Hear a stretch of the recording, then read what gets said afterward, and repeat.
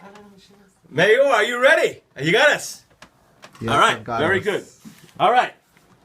October 29th, 2 years, Hurricane Sandy devastated the East Coast, but really devastated Island Park and Long Beach, and it's still devastating. Anna DeMaro, talk about how Hurricane Sandy devastated your beloved community right here at Island Park, your house, and so many of your friends are still struggling from that devastating Super Sandy storm.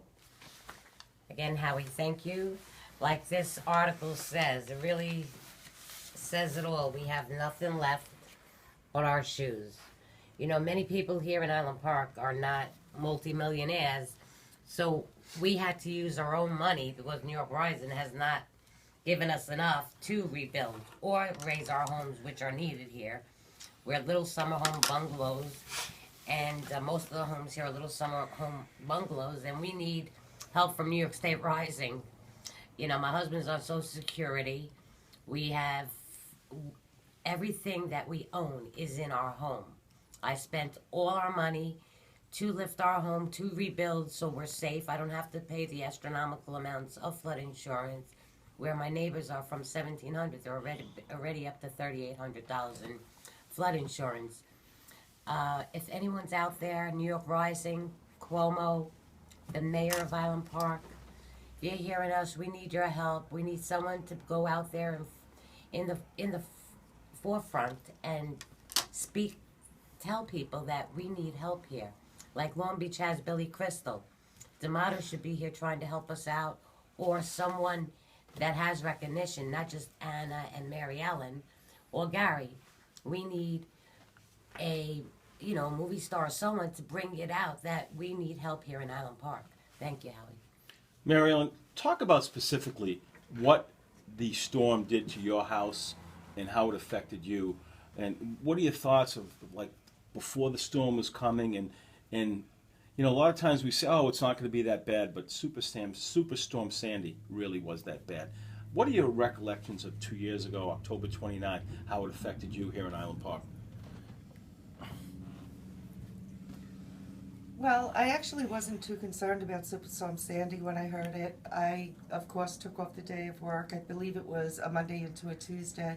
And just because we flood so bad here on normal storms where you really can't get on and off of the block, so you take the day off and, you know, the next day you're fine, or you run out in between the tides. So I really wasn't very concerned about it until I started watching the news more and more. And it was really Sunday that I started getting nervous. And I called my brother, who works with the water department, and I said to him, what do you think? And he said, get out, it's going to be bad. So, all right, I took my dog. My son was going to meet me, and just a clothes on my back, a change of clothes. I went to my mother's house, a couple of blocks away, and just kind of prepared to stay, you know, for the night, weather the storm. My mother had never taken in water. Never any water on her property. We parked all our cars there. And I went out to I think we lost power around 6 o'clock. So it already started around 6 o'clock that night, Monday night I believe it was. And I went to let my dog out, and we went going down the stairs, and all of a sudden she was up to her chest, and she was a chocolate lab. She was up to her chest in water. And it was like nothing that I've ever witnessed. 48 years living in Island Park, I've never seen anything like this before.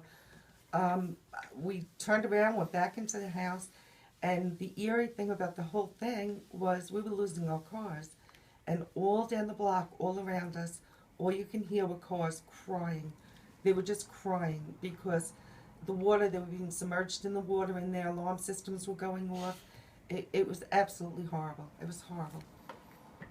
Gary Levine, you're in the show, but I'd like to get your reflections on October 29th. It's going to be 2 years, Hurricane Sandy. How did Hurricane Sandy affect you that horrible night, 2012, October 29th?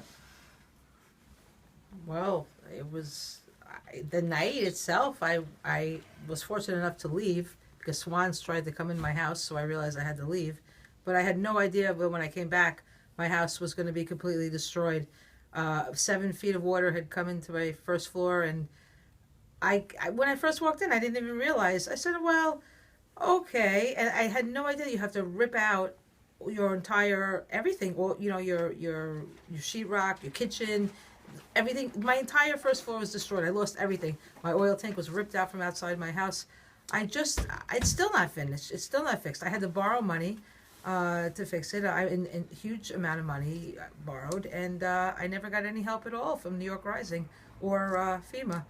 So, and it's just that was the day my life changed. And it's amazing how your life can change in the blink of an eye.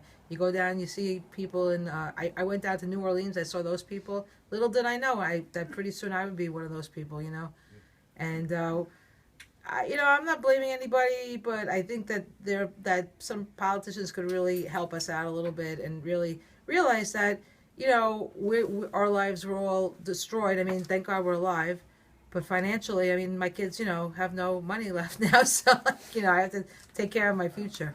So it was a day. It was a day that really changed how I see everything. I think I always will see things differently. Okay. Thank you so much for sharing.